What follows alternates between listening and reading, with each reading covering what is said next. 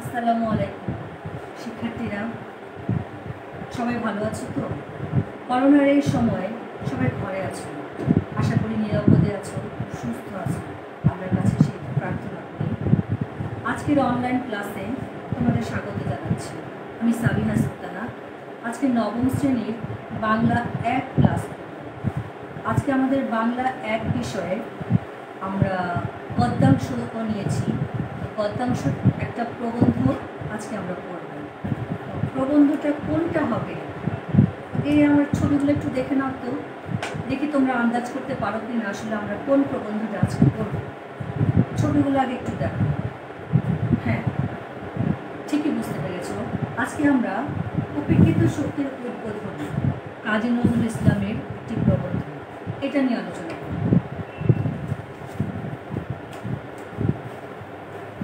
কাজী নজরুল ইসলাম এই প্রবন্ধটা পড়ার আগে আমরা কাজী নজরুল ইসলাম সম্পর্কে জানি।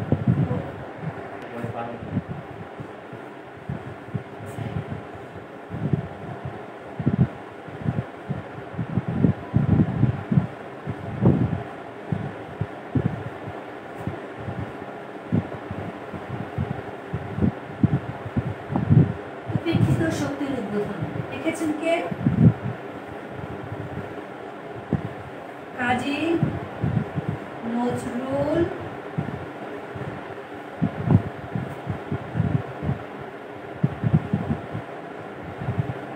ইসলাম। তোমরা আমার সঙ্গে সঙ্গে বলো, উপেক্ষিত শক্তির উদ্বোধন লিখেছেন কাজী নজরুল ইসলাম। আমরা এই প্রবন্ধটা পড়তে যাওয়ার আগে একটু লেখক সম্পর্কে জেনে নিই। আমাদের কাজী নজরুল ইসলামের জন্ম, তারপরে তার শিক্ষা জীবন, তার সৃষ্টি একটু জেনে নিই। কাজী নজরুল ইসলাম জন্মগ্রহণ করেছেন কত সালে বলতে পারবে?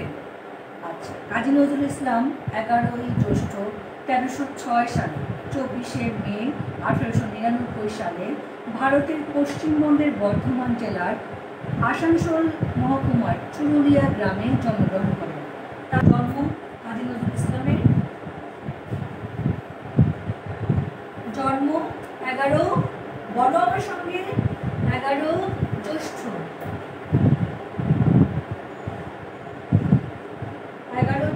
1306 সাল। 1306 সাল।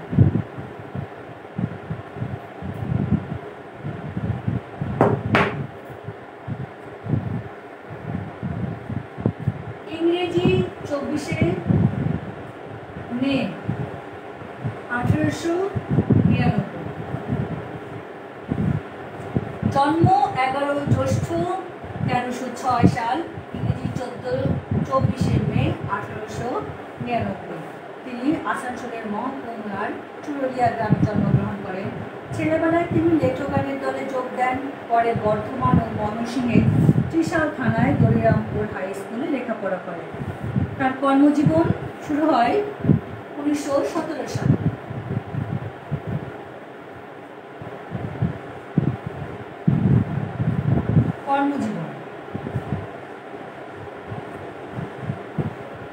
কর্মজীবন শুরু হয় 1917 সালে। 17 সালে তিনি সেনাবাহিনীর বাঙালি পল্টনে যোগ দিয়ে করাচিতে যান। সেখানেই তার সাহিত্য জীবনের সূচনা ঘটে। তার লেখায় তিনি সামাজিক অবিচার ও পরাধীনতার বিরুদ্ধে সোচ্চার হয়েছে। এই জন্য তাকে বিদ্রোহী কবি বলা হয়। বাংলা সাহিত্য জগতে তার আবির্ভাব এক নতুন দিগন্তের উন্মোচন করে। কবিতা, উপন্যাস, নাটক, ছোট গল্প, প্রবন্ধ ইত্যাদি সাহিত্যের সকল শাখায় তিনি প্রতিভার সাক্ষ্য রেখেছেন। তিনি গজল, খেয়াল, রাগ প্রধান গান রচনা করে খ্যাতি অর্জন করেন। আরবি ফার্সি শব্দের সার্থক ব্যবহার করে তার কবিতাকে বিশিষ্টতা দান করেছেন। মাত্র 40 বছর বয়সের একটি কবি দুরারোগ্য রোগে আক্রান্ত হয়ে বাকশক্তি হারিয়ে ফেলেন। বাংলাদেশ প্রতিষ্ঠার পর অসুস্থ কবিকে ঢাকায় আনা হয় এবং পরে তাকে বাংলাদেশের নাগরিকত্ব প্রদান করে। তাকে স্বাধীন বাংলাদেশের জাতীয় কবির মর্যাদায় ভূষিত করা হয়।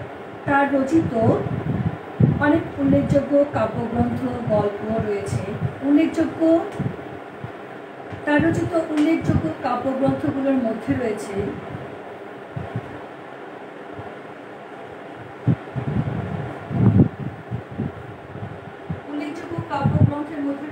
অগ্নিবীণা,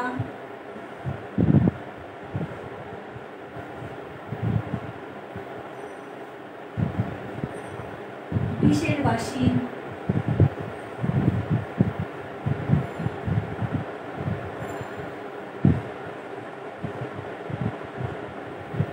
ছায়ানট,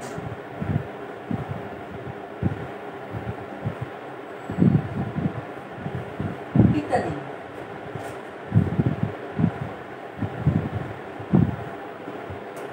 ইত্যাদি তার উল্লেখযোগ্য কাব্যগ্রন্থ।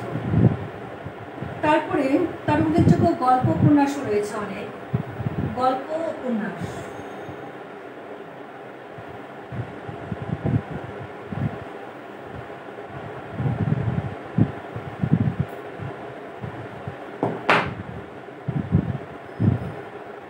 তার উল্লেখযোগ্য গল্প উপন্যাসের মধ্যে রয়েছে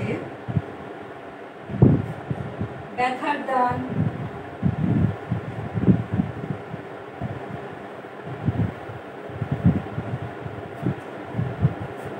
রিক্তের বেদনা,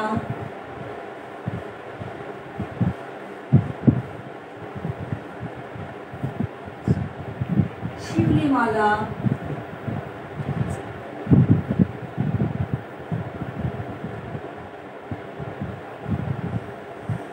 ইত্যাদি। এছাড়াও তিনি অনেক প্রবন্ধ রচনা করেছেন। সেই প্রবন্ধগুলোর মধ্যে উল্লেখযোগ্য হচ্ছে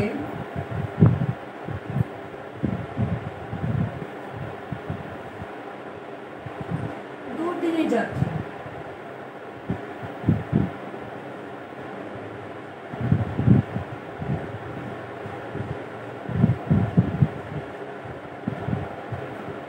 রাজবন্দির জবানবন্দি,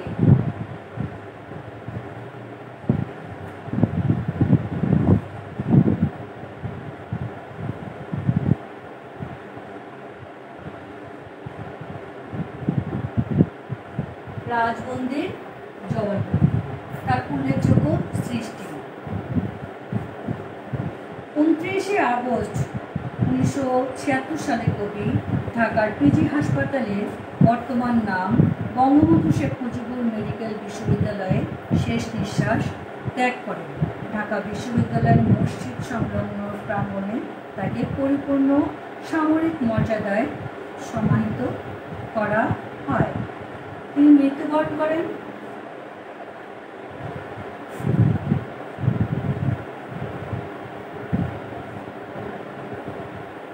29শে আগস্ট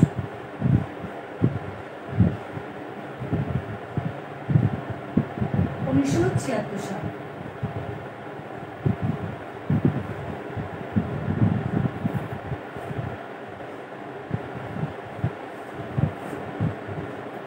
এই ছিল আমাদের কবি প্রাবন্ধিক লেখক সম্পর্কে সংক্ষিপ্ত একটা ধারণা।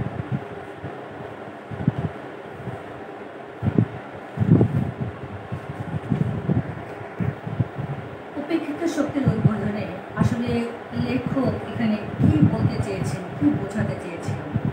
আলোচ্য প্রবন্ধে কাজী নজরুল ইসলাম সাম্যবাদী মানসিকতার পরিচয় ফুটে উঠেছিলেন।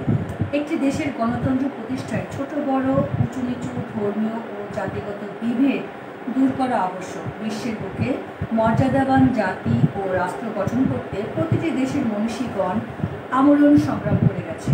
তাদের নির্দেশিত পথে যদি আমরা পরিভ্রমণ করতে পারি, তবে আমাদের সমাজ ও রাষ্ট্রীয় জীবনে সুখ ও সমৃদ্ধি বিরাজমান হবে। লেখক এখানে সে কথাটাই আমাদেরকে বোঝাতে চেয়েছেন। তাহলে এই অধ্যায়টা, এই প্রবন্ধটা পাঠ করে আমরা কি শিখব? প্রথমে আজকে একটু সেটা দেখে নিই, আমাদের শিক্ষণ ফলটা কি হবে।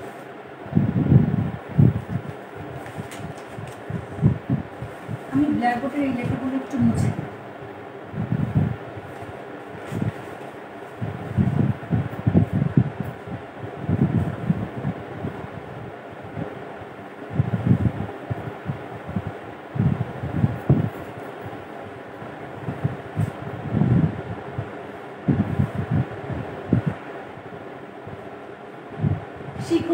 আমরা এই অধ্যায়টা পাঠ করে যা যা শিখব একটু সে সম্পর্কে আলোচনা করে নিই। সেটা হচ্ছে সাম্যবাদী মানসিকতা সম্পর্কে জানতে পারব।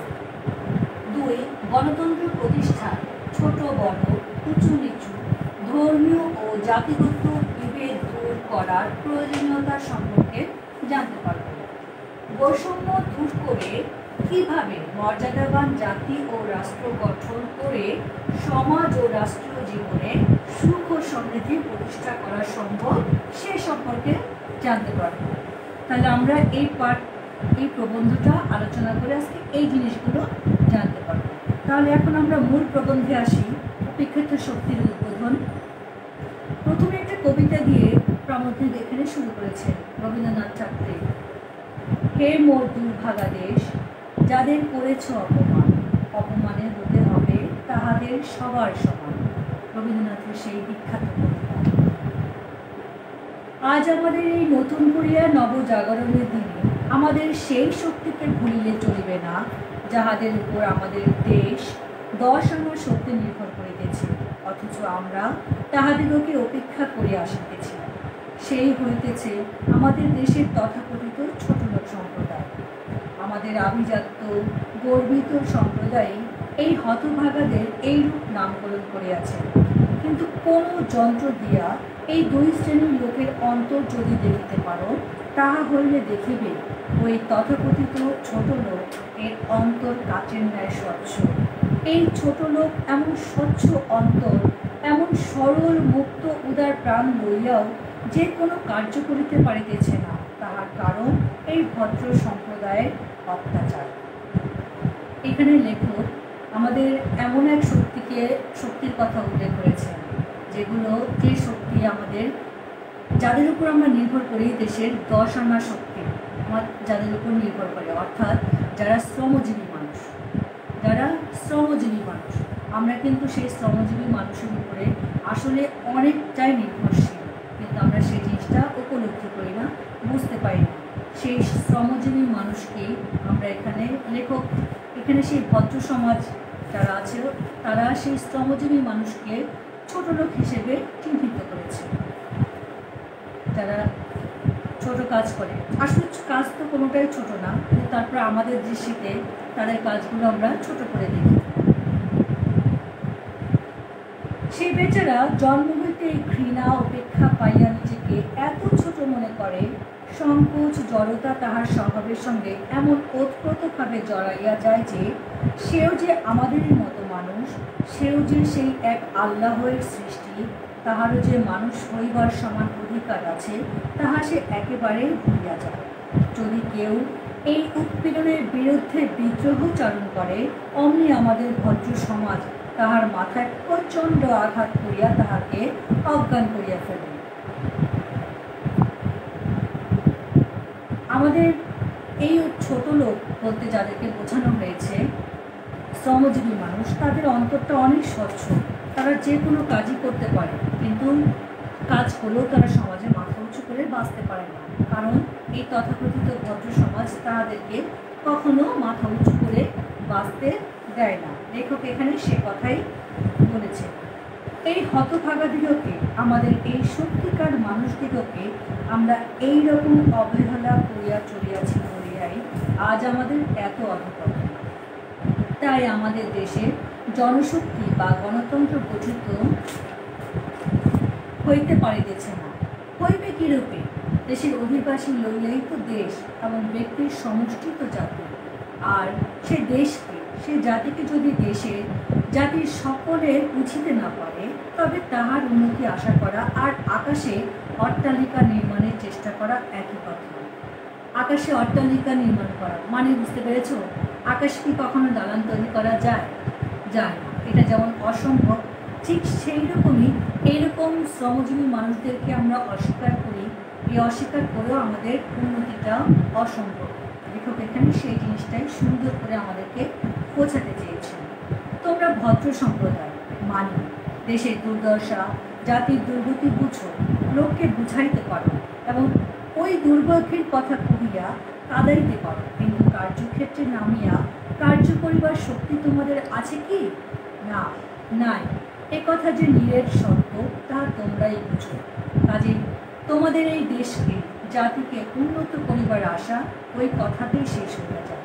কিন্তু যদি একবার আমাদের এই জনশক্তিকে উদ্বুদ্ধ করিতে পারো, তাহাদিগকে মানুষ বলিয়া ভাই বলিয়া করে দিবার তোমার উদারতা থাকে, তাহাদিগকে শক্তি উন্মেষ করিতে পারো, তাহা হইলে দেখিবে তুমি শত বৎসর ধরিয়া প্রাণপণের চেষ্টা সত্ত্বেও যে কাজ করিতে পারিতেছ না, একদিনের সেই কাজ সম্পূর্ণ হইবে।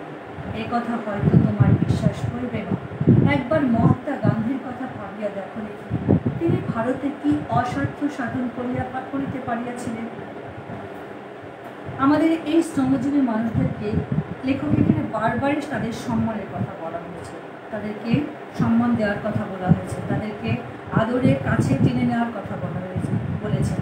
আর তাদেরকে যখন আমরা যথাযথ সম্মান দিতে পারবো, কাছে টেনে নিতে পারবো, তখনই আমাদের দেশের উন্নতি সম্ভব, যেমনটা করেছিলেন সেই ভারতের মহাত্মা গান্ধী। তিনি যদি এমনি করিয়া প্রাণ খুলিয়া ইহাদের সহিত না মিশিতেন, ইহাদের সুখ দুঃখের এমন করিয়া ভাগে না হইতেন, ইহাদিগকে যদি নিজের বুকে রক্ত দিয়া তাহারা খাইতে পাইল না বলিয়া নিজেও তাহাদের সঙ্গে উপবাস করিয়া ইহাদিগকে নিতান্ত আপনার করিয়া না দিতেন, তাহা হইলে আজ তাহাকে কে মানিত? কে তাহার কথায় কর্ণপাত করিত? কে তাহার একটি ইঙ্গিতে এমন করিয়া বুক বাড়াইয়া মরিতে পারিত? তাহার আভিজাত্য গৌরব নয়, পদ গৌরবের অহংকার নয়, অনায়াসে প্রাণের মুক্ত উদারতা লইয়া তোমাদের ঘৃণ্য এই ছোট লোককে বক্ষে ধরিয়া ভাই বলিয়া ডাকিয়াছিল। সে আহ্বানে জাতিভেদ নাই, ধর্মভেদ নাই, সমাজভেদ নাই। সে যে ডাকার মতো ডাকা, তাই নিখিল ভারতবাসী এই উপেক্ষিত হতভাগারা তাহার দিকে এত হা হা করিয়া ব্যগ্র বাহু মেলিয়া ছুটিয়াছে। হায়, আমাদের যে আর কেহ কখনো এমন করিয়া এত বুক ভরা স্নেহ দিয়া আহ্বান করে নাই। এই মহা আহ্বানে কি তাহারা সাড়া না দিয়ে পারে? যদি পারো, এমনি করিয়া ডাকো, এমনি করিয়া এই উপেক্ষিত শক্তির বোধন করো, দেখিবে ইহারাই দেশের যুগান্তর আনিবে, অসাধ্য সাধন করিবে। ইহাদিগকে উপেক্ষা করিবার, মানুষকে মানুষ হইয়া ঘৃণা করিবার তোমার কি অধিকার আছে? ইহা তো আত্মার ধর্ম নয়, তাহার আত্মা তোমার আত্মারই মতো ভাস্কর, আর একই মহাত্মার অংশ। তোমার জন্মগত অধিকারটা কি এত বড়? তুমি যদি এই চণ্ডাল বংশে জন্মগ্রহণ করিতে, তাহা হলে তোমার মতো ভদ্রলোকদের দেওয়া এইসব হতাদর, উপেক্ষার আঘাত, বেদনার নির্মমতা একবার কল্পনা করিয়া দেখো দেখি, ভাবিলে তোমার আত্মা কি শিহরিয়া উঠিবে না? আমাদের মহাত্মা গান্ধী সাধারণ মানুষের মাঝে যে সাধারণ মানুষকে ভালোবেসে তাদেরকে ভাই ডেকে তারা খেয়েছে কি না সেই খোঁজ খবর নিয়ে, তারা না খেয়ে থেকেছে সেই জন্য তিনিও নিজেও না খেয়ে থেকেছেন, তাদের এত কাছে যে তাদেরকে ভাই বলে ডেকেছেন বলে বুকে টেনে নিয়েছেন বলে কিন্তু সাধারণ জনগণ তাকে তার আহ্বানে সাড়া দিয়েছেন। তাহলে এটা কখনোই সম্ভব হতো না যদি তিনি তার বংশ মর্যাদা, পদমর্যাদা নিয়ে কখনোই সাধারণ মানুষের কাছে না পৌঁছাতে পারতেন। সেই জন্যে এই সমাজের উন্নতি আজ এই সাধারণ মানুষের হাতে। লেখক এখানে সে কথাটা বারবার করে আমাদেরকে বোঝাতে চাচ্ছে। আমাদের এই পথিত চণ্ডাল ছোট লোক ভাইদের বুকে করিয়া তাহাদিগকে আপন করিয়া লইতে, তাহাদের মতো দিন বাসন করিয়া তাহাদের প্রাণে তোমারও প্রাণ সংযোগ করিয়া উচ্চ শিরে তার সম্মুখে আসিয়া দাঁড়াও, দেখিবে বিশ্ব তোমাকে নমস্কার করিবে। এসো আমাদের উপেক্ষিত ভাইদের হাত ধরিয়া আজ বোধন বাসিতে সরতে। কিসের দুঃখ, কিসের দ্বন্দ্ব, কিসের লজ্জা, কিসের ক্লেশ। এই ছিল আমাদের উপেক্ষিত শক্তির উদ্বোধন।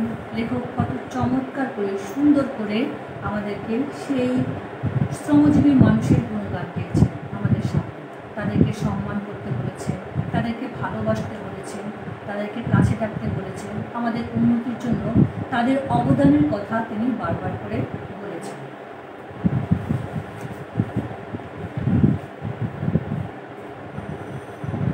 তোমাদের সবসময় সৃজনশীল প্রশ্ন আসে, কোনো নৈতিক প্রশ্ন আসে না, যার কারণ এই প্রবন্ধটা তোমাদের বারবার করে ভালো করে পড়তে হবে, একটু বুঝতে হবে এবং এর ভিতরে একটু প্রবেশ করতে হবে।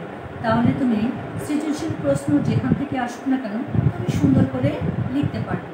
আচ্ছা, এখন আমরা এই প্রবন্ধের কিছু শব্দার্থ দেখে নিই, শব্দার্থ শিখে নিই, তাহলে পরে আমাদের প্রবন্ধটা বুঝতে আরেকটু সুবিধা হবে।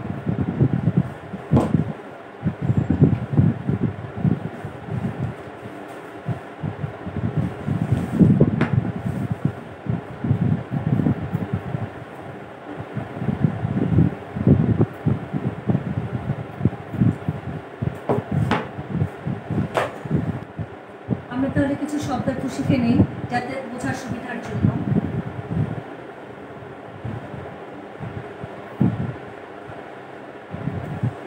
সবার সামনে খাতা আছে তো অবশ্যই খাতা নিয়ে বসবে, আর আমি লিখবো, এটা তুমিও সঙ্গে সঙ্গে খাতায় লিখবে, লিখলে পরে মনে থাকবে বেশি।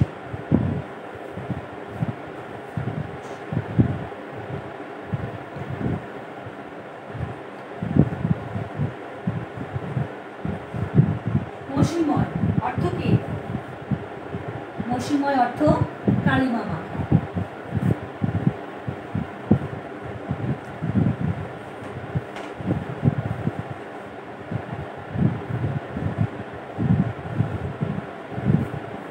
চণ্ডাল একটা জায়গায় আসছে কিন্তু চণ্ডাল বুঝতে পারো নাই, চণ্ডাল অর্থ কি? চণ্ডাল অর্থ চারা। হিন্দু বর্ণ ব্যবস্থায় নিম্ন বর্ণের লোককে বোঝানো হয়। চণ্ডাল চারা।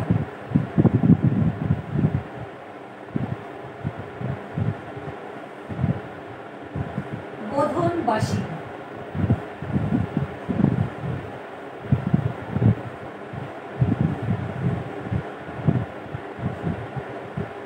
বোধনবাসী এটা খুবই ইম্পর্টেন্ট একটা জিনিস, ভালো করে বারবার করে শোনো। বোধনবাসী, বোধ জাগিয়ে তোলার বাসী, এখান থেকে অনেকগুলো প্রশ্ন আসে, তোমার জ্ঞানমূলক প্রশ্ন অনেক জায়গায় আসে, তো মনে রাখবে বোধনবাসী, বোধ জাগিয়ে তোলার বাসী। বোধ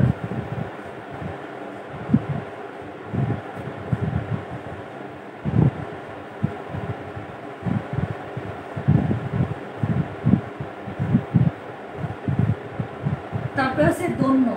দন্য মানে দারিদ্র, দীনতা।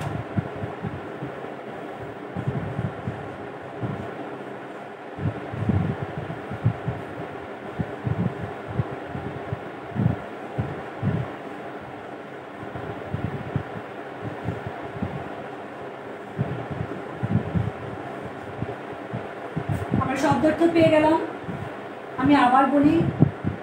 মসিময় কালিমা মাখা,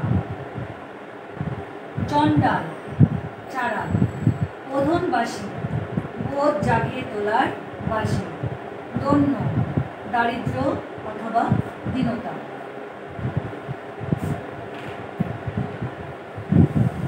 এই অধ্যায়টা পাঠ করে তোমরা কি শিখলে? আমার কথাগুলো কি মনোযোগ দিয়ে শুনেছিলে? আমি কিন্তু এখন পরীক্ষা নেব, আমি তোমাকে ছোট ছোট প্রশ্ন জিজ্ঞেস করবো, জ্ঞান নেব। যদি উত্তর দিতে পারো তবে বুঝবো যে হ্যাঁ তুমি আসলে মনোযোগী ছিলে। কি প্রশ্ন করব? আচ্ছা, আমি তোমাদের জ্ঞানমূলক প্রশ্ন করছি, না পারলে আমি তো আছি, টেনশন করো না। ব্যক্তির সমষ্টিকে এক কথায় কি বলে? কি বলতে পারছো না? হ্যাঁ, জাতি বলা হয়। আমরা কাদের উপেক্ষা করছি? কাদের বলো তো? যাদের উপর আমাদের দশ আনার শক্তি নির্ভর করে। তারপরে আরেকটা প্রশ্ন, বোধনবাসী অর্থ কি? একটু আগে কিন্তু বলেছি বোধনবাসী, দেখো বোধ জাগিয়ে তোলার বাসী, তাহলে বোধনবাসী অর্থ কি? বোধ জাগিয়ে তোলার বাসী। আমাদের অভিজাত সম্প্রদায় হতভাগাদের কি নাম করেছে? হ্যাঁ, ছোট লোক। গুড, এই তো পারছো তোমরা। বাংলা সাহিত্যে কাজী নজরুল ইসলামের উপাধি কোনটি? এটা সবাই জানে, তাই না? হ্যাঁ, বিদ্রোহী কবি। আচ্ছা, খুব সুন্দর। তাহলে আমি একটু বাড়ির কাজ দিয়ে দিই। বাড়ির কাজগুলো অবশ্যই খাতায় লিখবে, সুন্দর করে চেষ্টা করবে নিজে নিজে। তারপরে যদি না পারো, আমি তো আছি, আমি বাড়ির কাজ ব্ল্যাকবোর্ডে লিখে দিচ্ছি।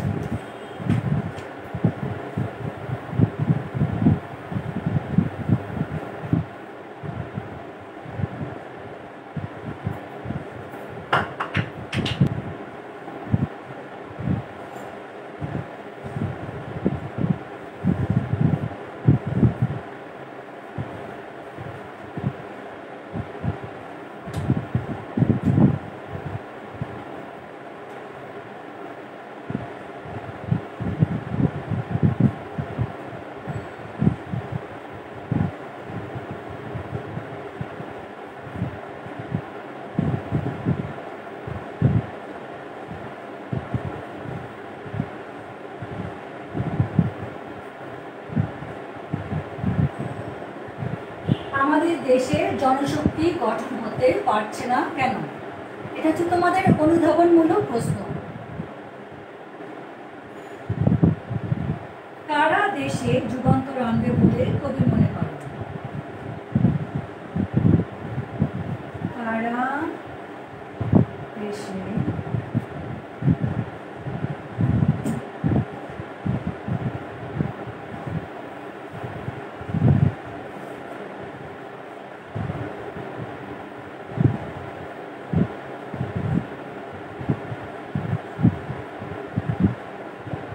দুই নম্বর প্রশ্ন, কারা দেশে যুগান্তর আনবে বলে কবি মনে করেন?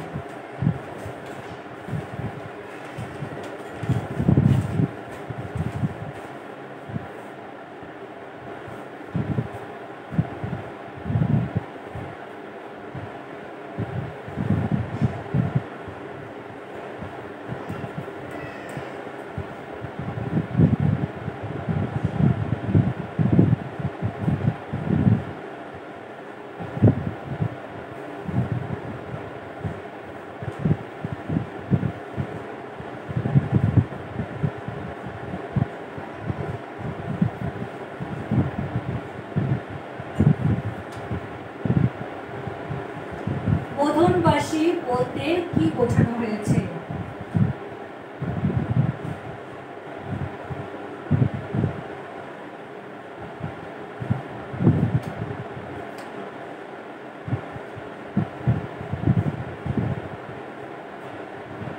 আত্মার অধর্ম বলতে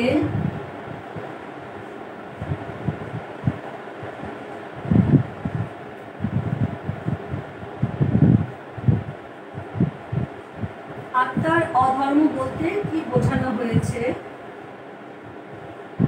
আর সবার শেষ প্রশ্ন হচ্ছে, ছোট লোকের অন্তর